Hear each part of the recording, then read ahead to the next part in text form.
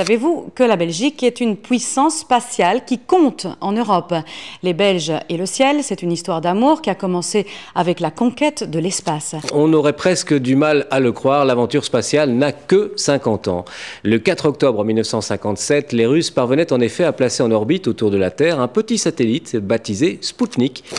4 octobre 1957, la fusée russe R7 lance le premier satellite artificiel autour de la Terre. Il s'appelait Spoutnik. Cette petite boule d'argent émettait un son continu qui permettait aux scientifiques russes de calculer sa vitesse de rotation autour de la Terre. Ce que l'on sait moins, c'est que Spoutnik était un avatar du programme militaire soviétique. Notre objectif, à l'époque, était de fabriquer le premier missile balistique intercontinental qui, au départ de l'URSS, pourrait atteindre le territoire des États-Unis d'Amérique. Bien, ce qui s'est passé à partir du 4 octobre 1957, c'est qu'on s'est mis à en faire le tour. On l'a fait de nombreuses fois, d'abord en vol à vide, et puis en vols habités. Un mois après le Spoutnik, les Soviétiques parviendront à envoyer dans l'espace le premier être vivant, la petite chienne Laïka. Le 12 avril 61, à 9h07 heure de Moscou, une fusée décolle de Baïkonour, emportant le vaisseau spatial Vostok. À son bord, Youri Alexeïevitch Gagarine, le premier homme à quitter la Terre. Dans la course à l'espace, les Soviétiques sont encore une fois les premiers à mettre un homme en orbite. Ensuite, Alexis Leonov deviendra le premier piéton de l'espace en effectuant une sortie de 12 minutes dans le vide spatial. Quant aux États-Unis, ils ne parviendront à combler leur retard que le 20 février 62, date à laquelle le premier Américain John Glenn effectue un vol orbital de 3 rotations autour de la Terre. L'objectif suivant, c'était évidemment la Lune. La Lune qui est là-bas à 384 400 km en moyenne.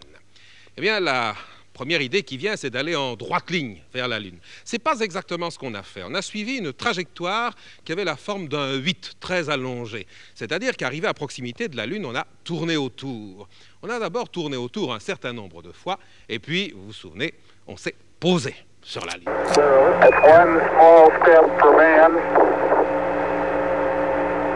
one giant leap for mankind.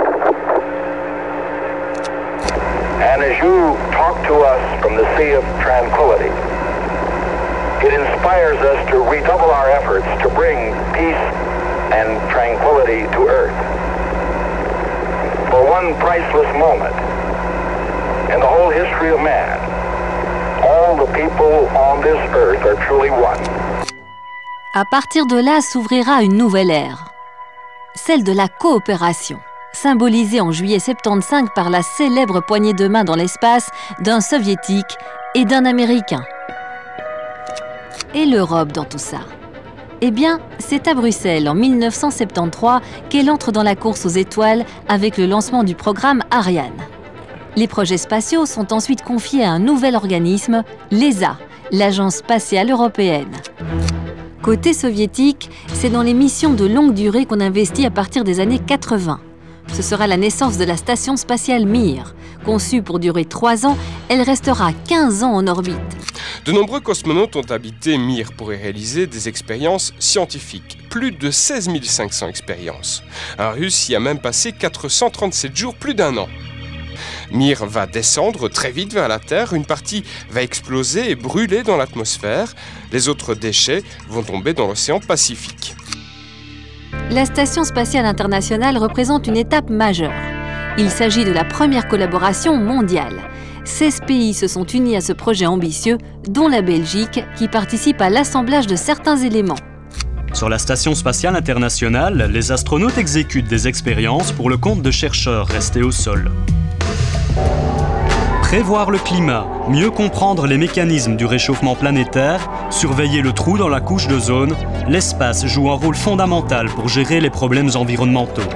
Au printemps 90, c'est le retour d'une navette dans l'espace. Discovery va y déposer un extraordinaire instrument, le télescope spatial Hubble.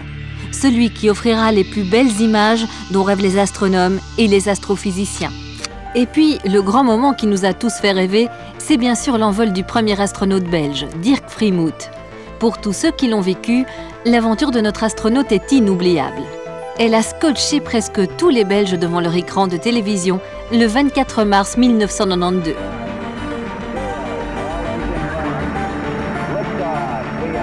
Le lancement et l'atterrissage, ça c'est assez dramatique et ça on s'en souvient très bien. Mais pour moi aussi, les levées et le coucher de soleil, ça j'aimais bien, ça c'est fantastique. Il y a beaucoup de couleurs et c'est difficile à transmettre, à exprimer tout ce qu'on voit, mais c'est sensationnel.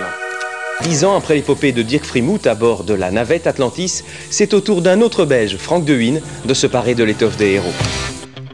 Contrairement à son prédécesseur, il s'envole avec les Russes à bord du vaisseau Soyouz.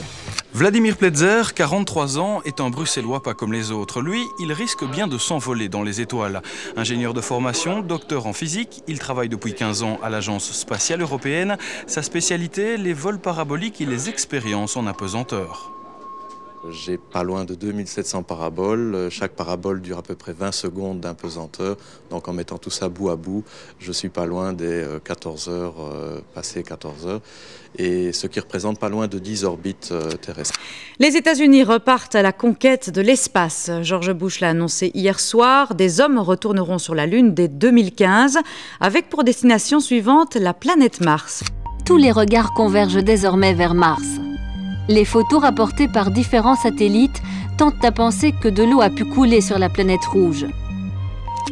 Et puis, des nouvelles de Mars et du robot Spirit. Il est descendu de sa plateforme d'atterrissage ce matin.